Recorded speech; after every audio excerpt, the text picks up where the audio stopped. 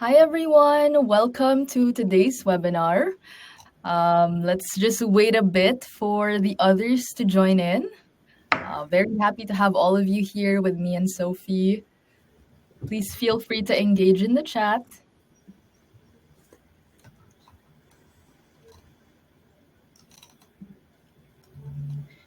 See, we have quite a bit of an audience today.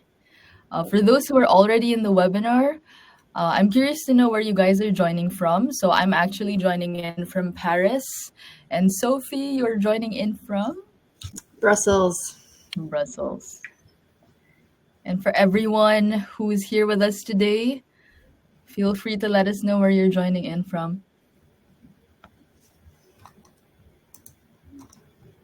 Hello there. We have someone commenting in the chat. Amsterdam. Nice. Cool.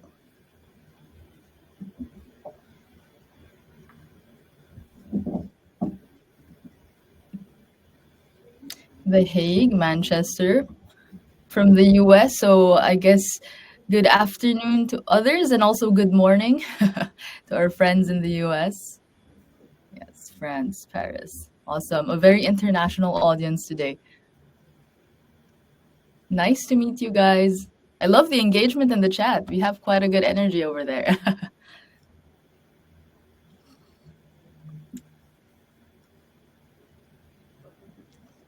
Mexico. Wow. Hello. All right. So actually, we'll let the other people join in their own time, but we're happy to begin the webinar right now. Thank you all so much for making the time to be with us today. So the webinar you're joining, just to make sure that you're in the right one, is entitled Save Time, Cut Costs, The Secrets to Companies Thriving with Digital Carbon Accounting. So the focus of today's webinar is actually exclusive findings from an ROI study conducted by SIA Partners. So just to introduce myself, I'm Maggie Maniago working for Greenly. I'm a marketing manager leading our efforts in the North American market. And today I'm joined by Sophie. So I'll let you introduce yourself, Sophie. Go ahead. Hello, everyone. Nice to see so many of you joining today. My name is Sophie. I'm a senior consultant at SIA Partners, working in climate and sustainability here for over 4 years now. And yeah, today I have the pleasure to share with you some findings about the study we did together with Greenly. Awesome. And thank you so much, Sophie, for introducing yourself. So I guess just an introduction also on the Greenly side, if you're not so familiar.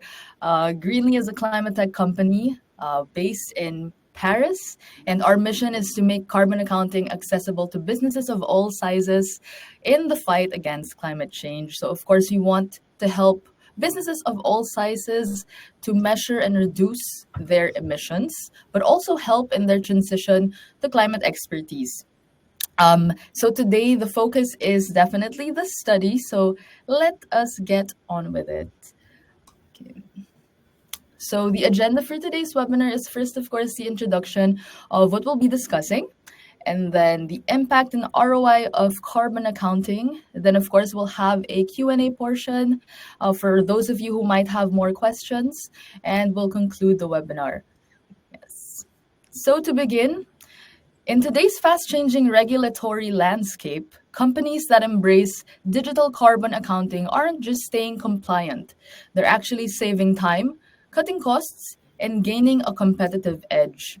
So what does this mean? We now see that it's not just a matter of doing sustainability for the sake of doing it, but actually really trying to find the business value and aligning the fact that it could be a competitive edge when you do these efforts in the fight against climate change. So Sophie will be deep diving into the data that she has found, but I'm happy to contextualize a bit with some global or international benchmarks. So what are the facts at the moment? So McKinsey actually tells us that companies reducing their emissions save 5 to 15% in costs. Interesting numbers to know. And BCG actually tells us that carbon measurement boosts profitability by 6% or more.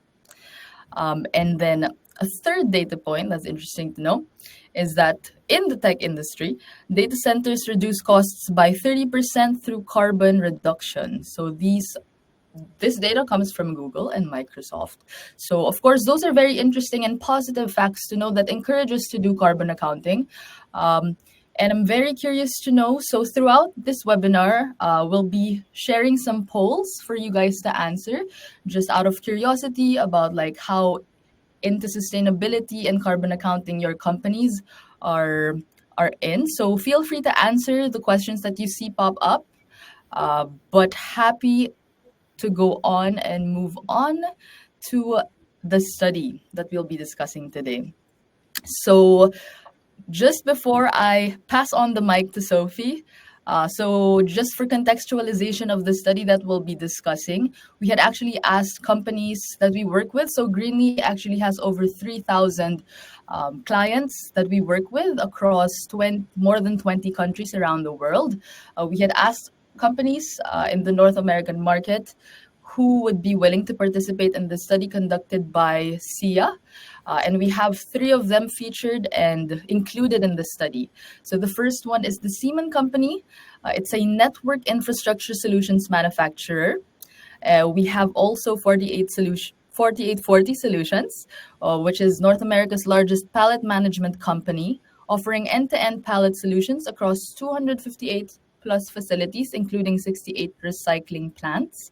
And last but not the least is Ice River Springs, which is actually a sustainable bottled water company that produces its own bottles from 100% recycled plastic to reduce waste and environmental impact. So I will pass the mic now to Sophie to discuss the applied methodology that she used for this study before she deep dives into the objectives and also the findings. So go ahead, Sophie. Thank you, Maggie. So yeah, basically actually prior to identifying the participants, we were reflecting on what kind of metrics do we want to measure, what's the data that we want to collect to be able to assess the return on investment. Here we focus on a few metrics such as the time spent on carbon accounting, the number of personnel involved in the exercise, associated costs that came with the exercise, and also additional investments in terms of like tools used or like external expertise.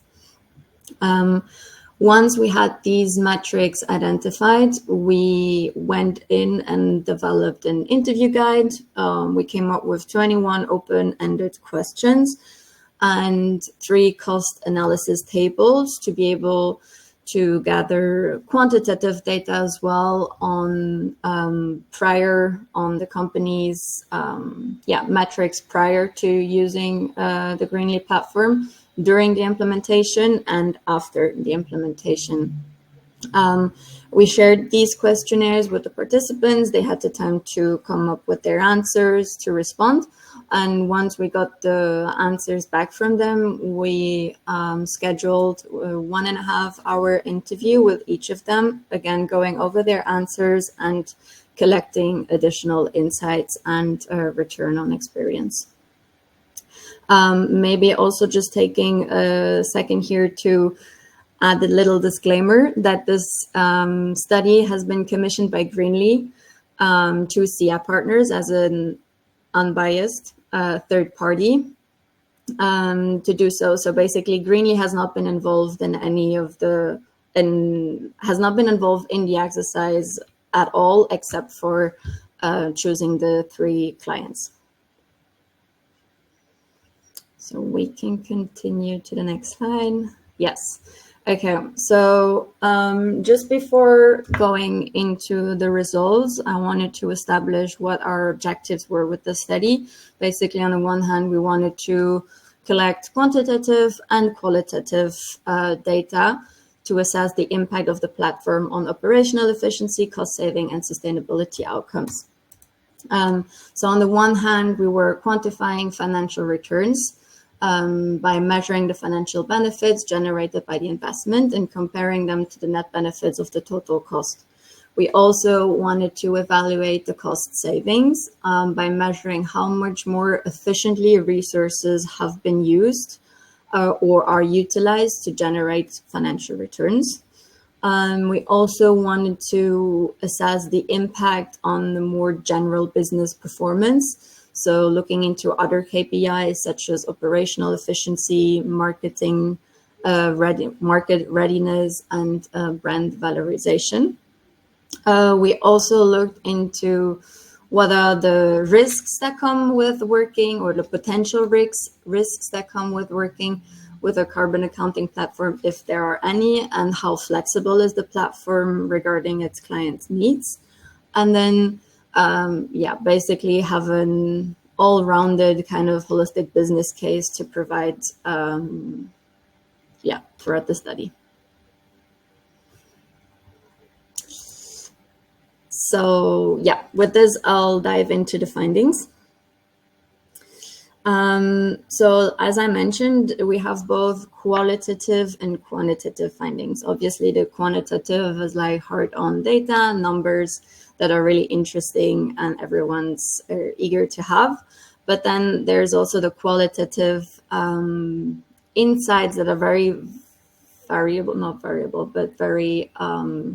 precious to have, and where we looked into everything like what were the challenges, what were the objectives, how did you go about the exercise prior to the implementation, what were your decisions to invest, and what are the how did it go throughout the implementation of the exercise. So let me give you a few insights here, but basically when asked companies on the main challenges, many of them mentioned a lack of internal resources, a lack of technical knowledge, the data collection process being very hard and long, data consistency not being always present and easy, and a lack of tools or automation.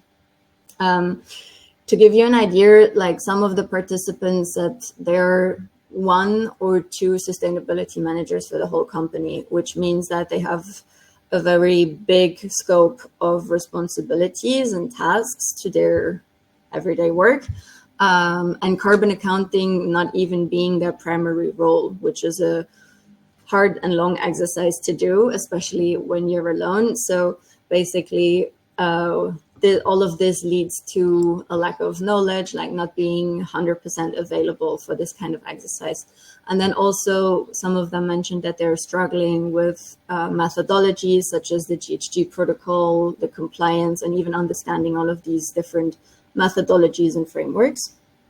When I asked them about their objectives and goals, like what they were looking for when they decided that they wanted to work with a carbon accounting platform, most of them said that they want to standardize their carbon footprint calculations.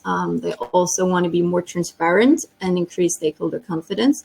And some of them mentioned that they have long-term goals, such as being net zero, for example. And so having a robust carbon or being able to measure your emissions is obviously the first step to becoming net zero.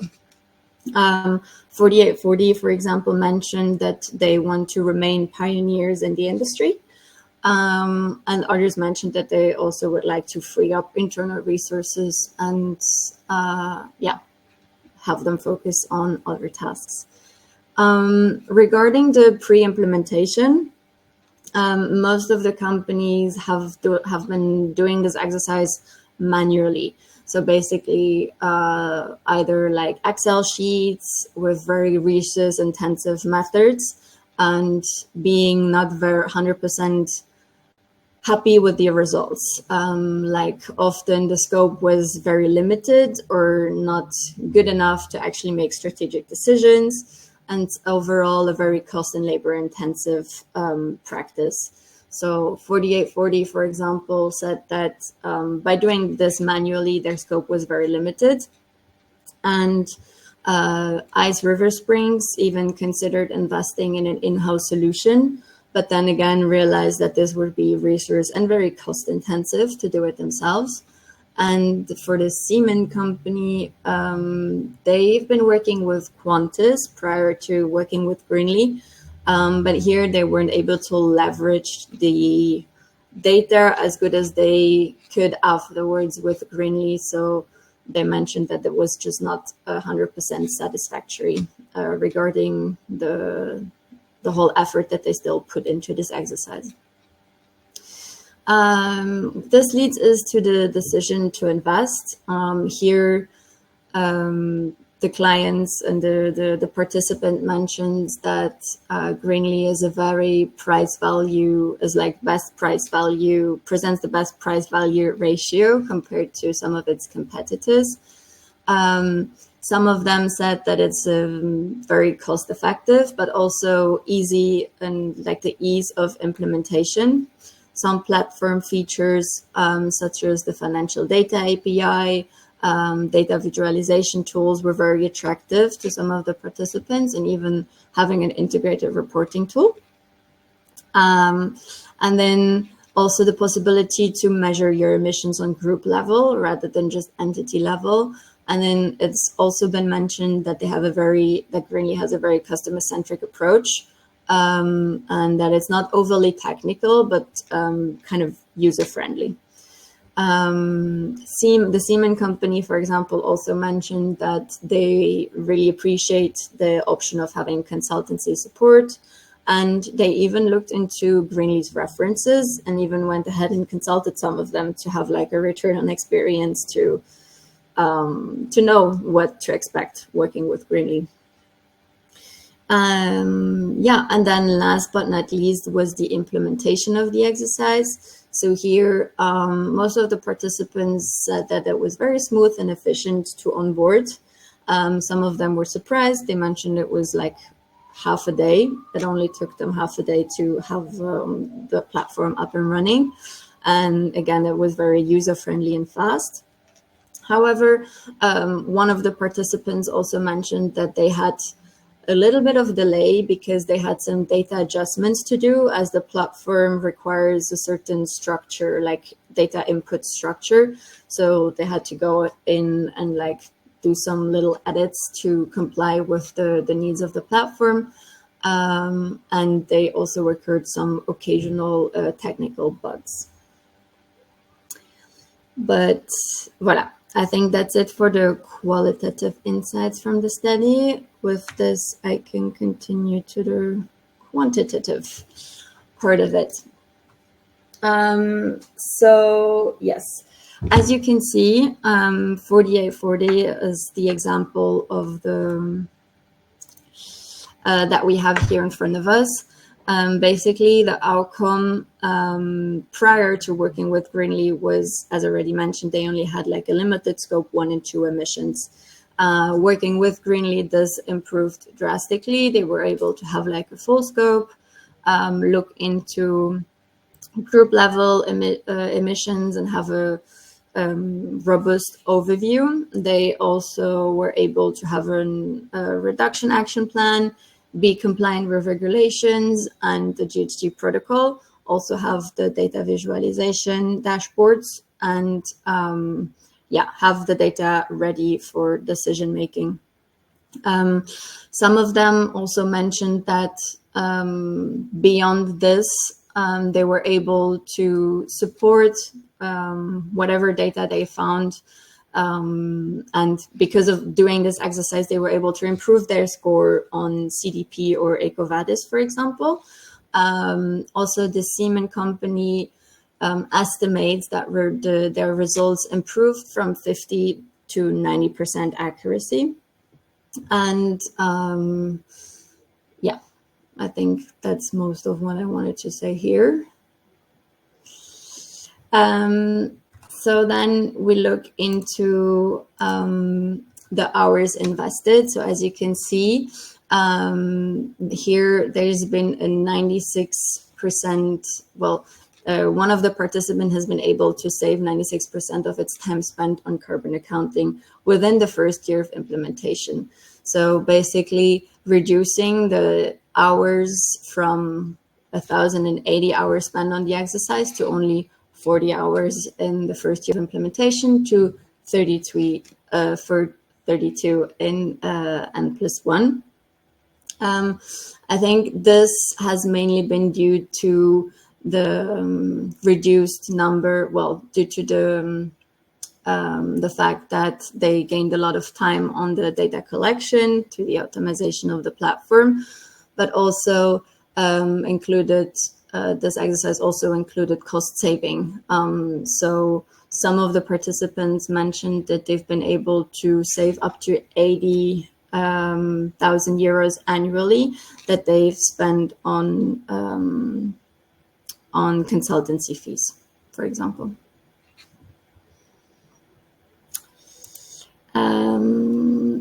Which leads us to another metric, which is the number of employees involved. So as you can see, for 4840, that went from 76 to only 5 employees after working with Greenly, and for Ice River Springs from 20 to 1.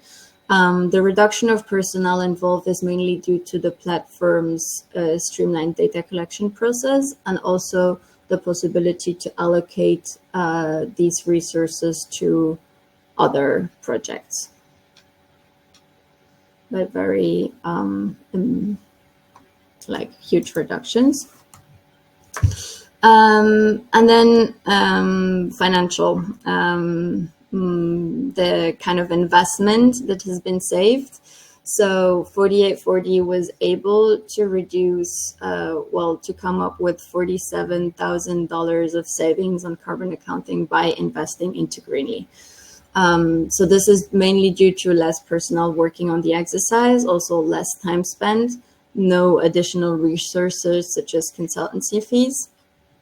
And other companies also mentioned that this exercise allowed them to have cost savings on a broader level due to more informed decision making. So Ice River Springs, for example, was able to leverage the insights on emission factors to opt for more renewable energy solutions. And they were also able to reassess the material choices. So due to having more data and more visibility on their operations, they saw where the main emissions came from and were able to easily act, maybe not easily, but they had the data to act on this and switch to recycled materials, for example. Little question here. I'll skip this. And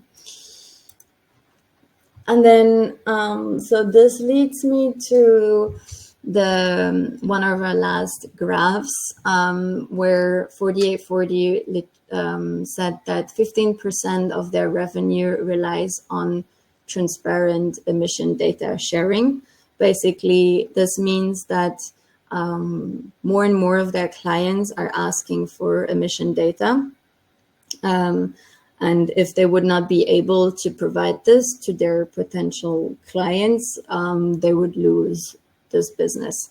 So I guess what's interesting to say here is that all of the participants were American companies. Today, there is no legal obligation to calculate your carbon footprint in the US. However, all of the participants saw more and more urgent need or demand actually coming on this side. So for more transparency, they said that they really feel like strengthening their client relationship through transparency and sharing their emissions with both suppliers and clients. And one of the participants also mentioned that they saw an 80% increase in sustainability-related questions in RFPs. So even if that today is not yet a decision factor, the questions related still increase and become more and more interesting for collaborations amongst stakeholders. Voilà, I think this already brings me to the summary of the findings. So to come back to some of the numbers that we found, one of the participants was able to save up to $80K a year due to consultancy fees that they save up on, and that they've been able through Greenly to actually internalize this knowledge, and be able to do this kind of exercise themselves, like hands-on, and save up external aid. And then there's been a 90% improved accuracy on their carbon accounting results, as we've seen. That's on the one hand due to a broader scope, like scope 3 instead of just 1 and 2, but also more accuracy due to a tool, a dedicated tool, and an expertise that comes with it. And then cost saving of up to 52%, and time reduction, time spent on the exercise has been reduced to 96% through the exercise. Voilà, I think these are the main figures that came out of the study, together with the qualitative info. But yeah, I guess I'll leave the floor to you in case you have any questions regarding anything that I just presented, if you want additional insights, or yeah, if you have any other questions for either Maggie or myself. Thank you so much, Sophie. So I see we have an engaged crowd here. There are actually already 2 questions for you, Sophie.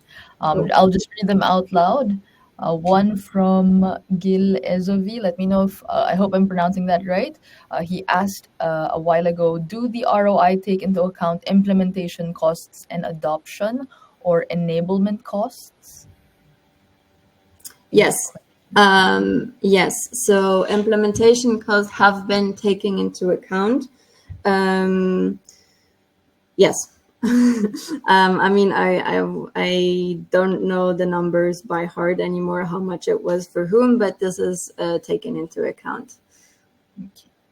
And feel free to engage in the comments if the rest of you have questions, but we do have another question over here. Given your side note of these companies being US based, how does the appetite of carbon accounting compare between EU and US companies? Well, I mean, I can give my point of view, and Maggie, maybe Yeah, you can no give worries. your expertise on this No as well. So I saw a lot of engagement from the 3 participants that I've been interviewing, and this mainly also coming through the fact that they really see a value in this, being pioneers, and for all the other reasons that I mentioned, being on top of their game, meeting their goals and stuff, but all of this being very voluntary at this point from a US perspective, as it's not required through regulations just yet. So I guess in the US we see a growth, we see engagement, we see interest and all of this, whereas in Europe it's more it's implied at this point. It's a regulation, and people or companies don't really have the choice as much anymore. Yes, happy to answer this question as well. So thank you, Sophie, and thank you, David Sigley, for this question. Just to sort of touch on the appetite comparison between EU and the US. So in the EU, yes, there are a lot of active regulations that allow that market to be a bit more mature, if I can say. A lot of companies that we have, especially at least on Greenlee's side, we have a mix of EU and US companies. What we see is actually the US is driven by mostly local laws at the moment, and also if their business extends to, let's say, international implications, basically international regulations that they have to comply with. So I guess that also sort of depends on the business size, because there are essentially international regulations that they have to comply with. But also a big impact for both, I would say, is actually the customer pressure. So customers are now more and more demanding sustainable actions from companies. So that also has an impact.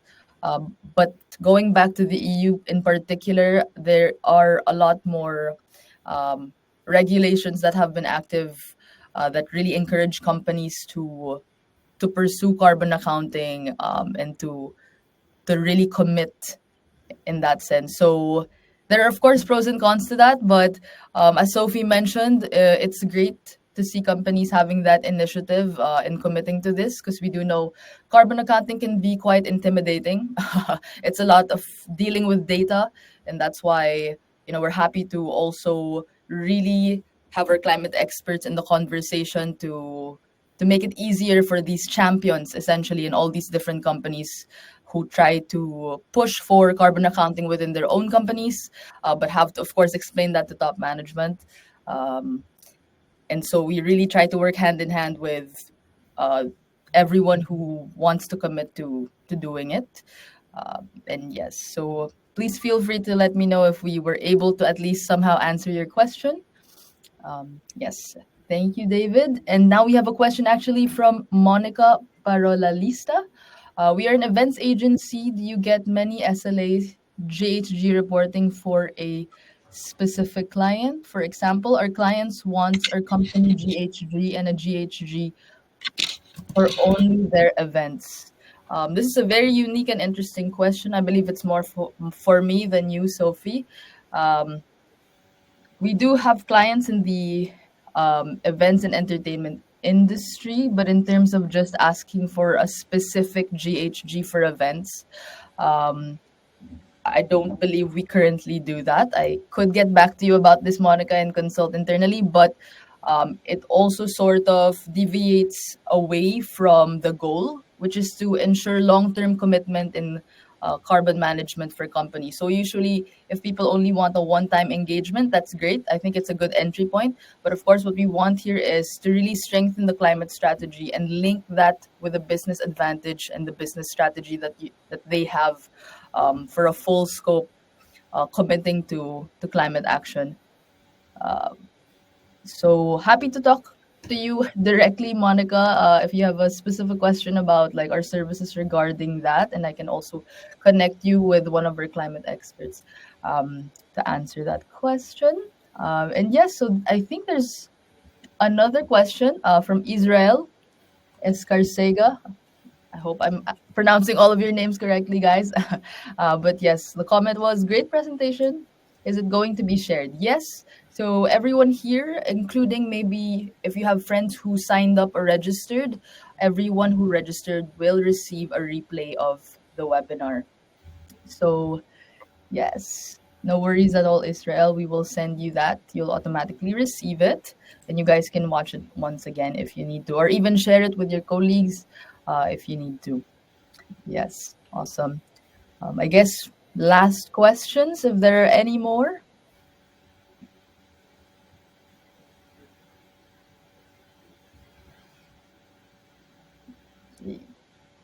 Just seeing if people are typing. I see Alexandra is typing. Feel free to punch in your question if you have any. Thank you. All right. So if you have any other questions, actually, further questions, just feel free to reach out to me or Sophie. Our emails are on the screen if you need it. But I'm happy to dive into the conclusion of our webinar today. So the secret to thriving in sustainability isn't just measuring carbon. It's leveraging digital solutions to drive real impact and business efficiency. So nowadays, sustainability isn't just a responsibility, but it's actually a really great business advantage. So I believe coming from the interesting insights that Sophie had mentioned, a lot of companies are also really struggling to figure out how to measure the ROI of climate action. And we see that in a lot of companies who are very much committed to it. It's great to have that motivation to want to do it, to want to do carbon accounting and try to make a difference. But I think it's even greater if we're able to measure that and shift the mindset to seeing how much of a competitive advantage it is when you align your business strategy with long term value creation, resilience, and market differentiation. So, by integrating sustainability into your core strategy, you can unlock innovation, reduce risks, like what Sophie mentioned, in terms of the amount that are very high, whether it's locally or globally, but also really try to drive profitability while meeting stakeholder expectation. I'm just gonna quickly check. There's a follow-up question. Okay, so no worries. We still have a bit of time. So from Gil, he said, were these customers actually able to reduce their footprint as a result? So yes, not just the accuracy.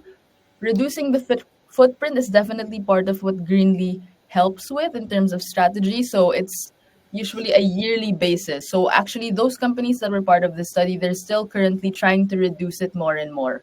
Um, and it's definitely a long term commitment, as I've said. Hopefully, that answers your question, Gil. Yeah, I would say, I guess we didn't look into how much they reduce their carbon footprint, as there's more factors coming in here in terms of like their business growth and all of this.